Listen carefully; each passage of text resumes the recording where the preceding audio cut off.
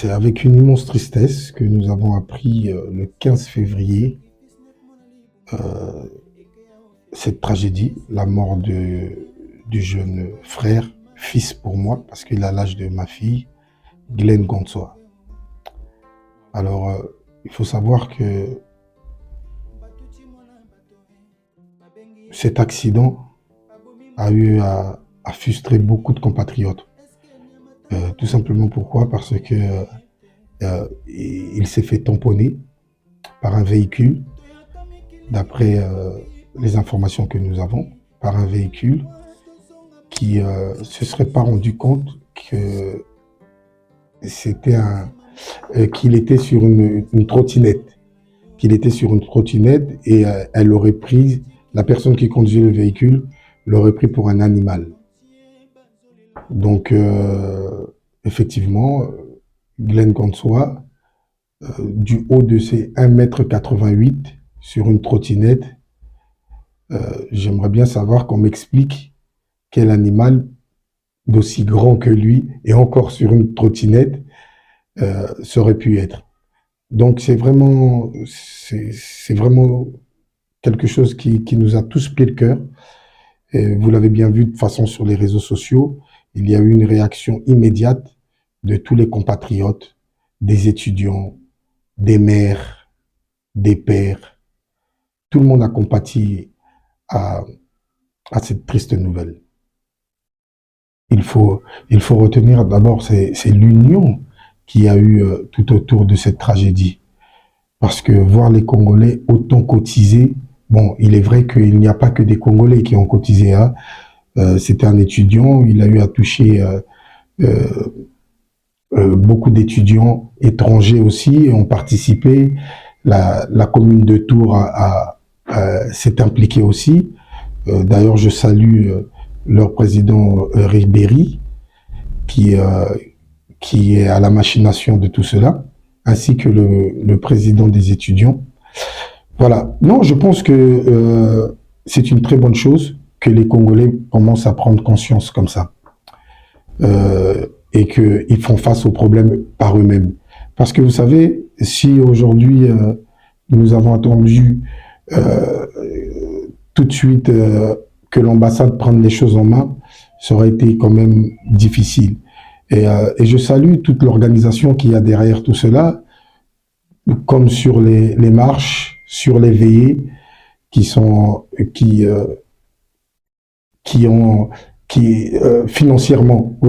été financièrement cotisés par les membres de la diaspora se trouvant à Tours.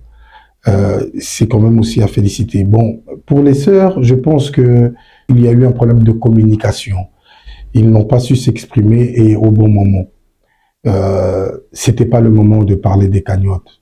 Je pense que ils ont été très mal conseillés. Je pense qu'ils ont été très mal conseillés parce que c'était pas le moment. Peut-être qu'à la fin des cagnottes, c'est là que ils auraient pu poser le problème.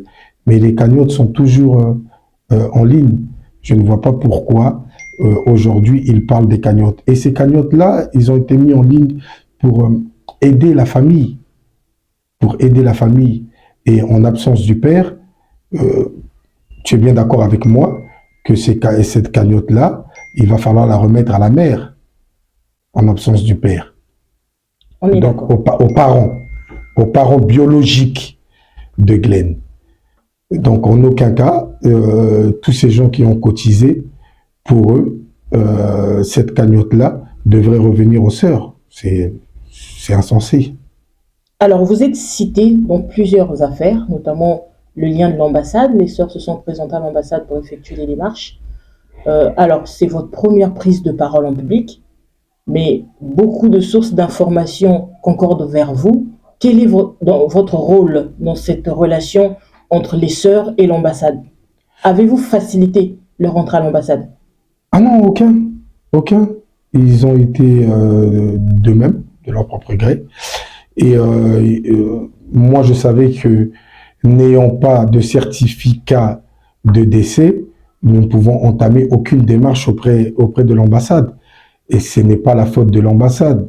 ce n'est ni la faute de qui que ce soit, c'est que le corps, la dépouille de Glenn appartient, à ce moment précis, à la justice française. Donc, il est en autopsie.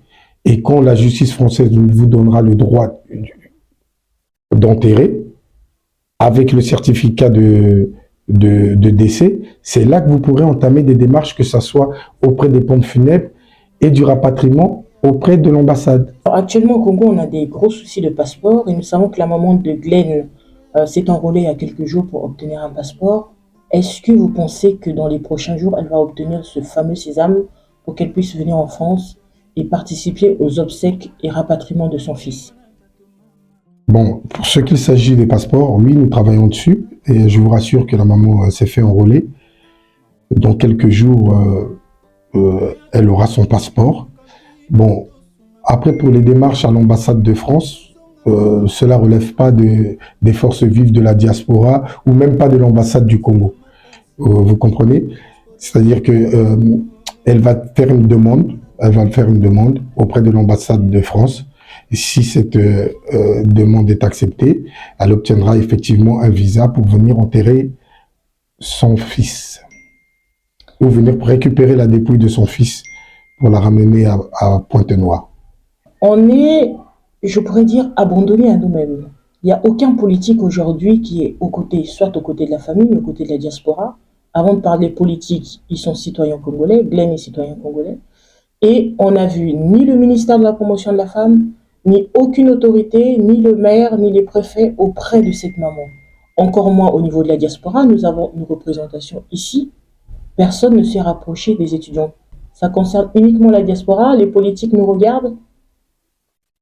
À croire, et c'est désolant, à croire, on a même un ministère des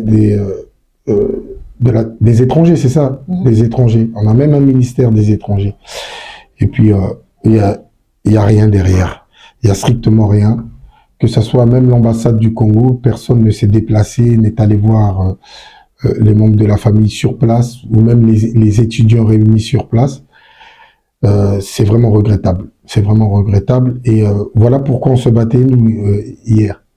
Voilà pourquoi on se battait pour toutes ces injustices-là. Et moi aussi, j'ai ce même sentiment, c'est d'être des fois abandonnés à nous-mêmes. Est-ce que c'est un aveu d'échec? Parce qu'aujourd'hui, votre association avait pour but de réconcilier la diaspora et les autorités, de faire ce lien, entre guillemets, nous, avec notre référence ici, l'ambassade, et on se rend compte que finalement, les relations sont toujours au point mort. Non, pas du tout. On a progressé dans la matière. Non, on a progressé dans la matière. Vous savez que des fois, le problème ne vient pas des autorités eux-mêmes. Le problème vient des personnes qui délèguent. Ce ne sont pas les autorités eux-mêmes, c'est les personnes qui délèguent.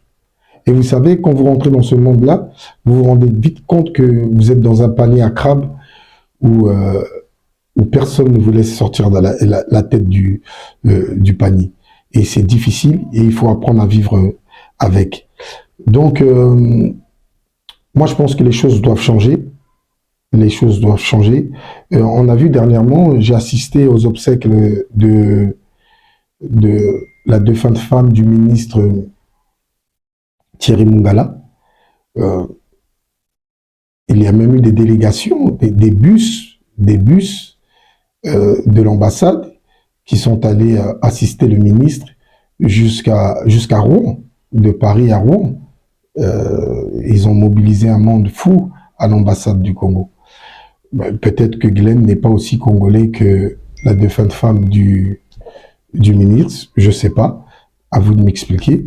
Mais bon, c'est vrai que nous, en tant que jeunes, ça nous frustre quelque part d'être délaissés comme ça dans un petit bout coin de la diaspora, à croire que nous n'avons pas de valeur, alors que nous avons montré que nous avons de la valeur. La preuve en est, vous voyez les cagnottes aujourd'hui. Donc ça veut dire que si on décide de se prendre en charge, eh bien, on peut arriver à faire beaucoup de choses. Alors, je suis surprise de votre message. J'ai l'impression d'entendre un message d'une personne résignée. Alors qu'aujourd'hui, vous avez des André à l'ambassade du Congo. Pourquoi vous ne tirez pas la sonnette d'alarme en disant « on vous veut sur le terrain, on ne vous voit pas, qu'est-ce qu'il faut faire ?» C'est-à-dire que mon rôle à moi, en tant que président des forces vives de la diaspora, c'est de faire le pont entre la diaspora congolaise, ici en France comme ailleurs, avec le pouvoir de Brazzaville. Et nous, on transmet le message. On transmet. Donc, lorsque l'on transmet, je te donne par exemple un exemple. Nous avons un frère ici qui a perdu sa maman, Didier Sergino, membre des forces vives de la diaspora, qui avait des difficultés à faire enterrer sa maman à Brazzaville. Mais nous avons transmis le message. Il a reçu des subventions pour pouvoir enterrer sa maman. Il a reçu. Et il l'a fait. Il a même fait des vidéos pour remercier ces dirigeants-là. Donc, je pense que le problème ne se pose pas là. Il y a encore un petit problème au sein de l'organisation. Pourquoi? Parce que c'est peut-être qu'on nous a délégué des personnes qu'il ne fallait pas, qui, je pense, moi, n'étaient pas formées pour gérer peut-être la diaspora. Et ils l'ont géré comme leur petit village natal, alors que ce n'était pas vraiment le cas. Donc, Dorothka, nous, on fait tout. On fait tout. Nous, nous sommes organisés. La preuve en est. C'est-à-dire que vous avez bien vu que depuis que nous avons eu à signer nos chartes, eh ben, vous avez ressenti quand même un grand apaisement quand même au sein de la diaspora. Il n'y a plus d'agression, il n'y a plus de vandalisme, il n'y a plus de guet-apens, Donc, je pense que pour nous en tout cas, ce qu'il en est, nous qui avons eu à signer cette charte-là, jusqu'à aujourd'hui, nous avons respecté.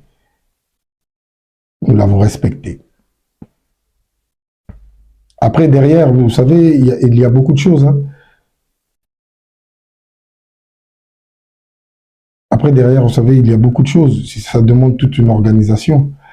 Et si des fois tu penses ou tu ressens ce pressenti-là que nous sommes livrés à nous-mêmes, qu'est-ce que nous, on va pas te dire?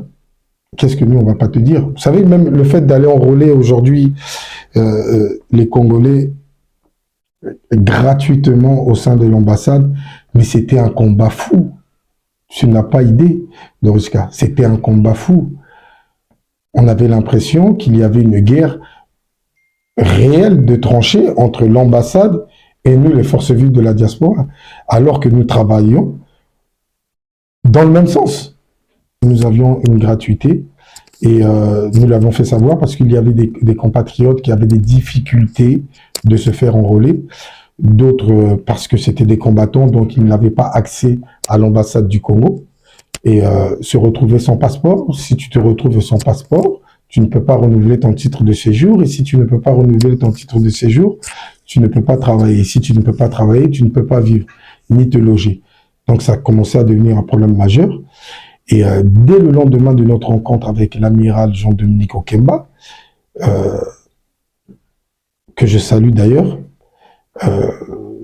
dès le lendemain, lorsque nous lui avons fait ces doléances-là, dès le lendemain, on était à l'enrôlement, à l'organisation de l'enrôlement de ces Congolais. Nous leur avons livré plus de 1000 passeports à l'ambassade du Congo, à titre gratuit.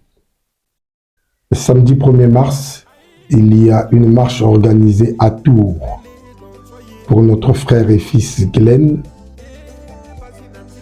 qui débutera à 13h et qui se terminera à 16h. J'exhorte la communauté et toute la diaspora d'ailleurs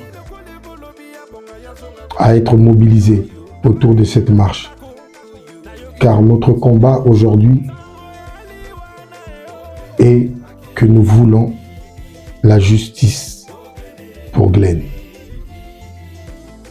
Laissons nos conflits internes, soyons tous derrière cette marche pour montrer au monde entier que Glenn n'était pas un animal, mais un humain sur une trottinette qui se rendait à son travail.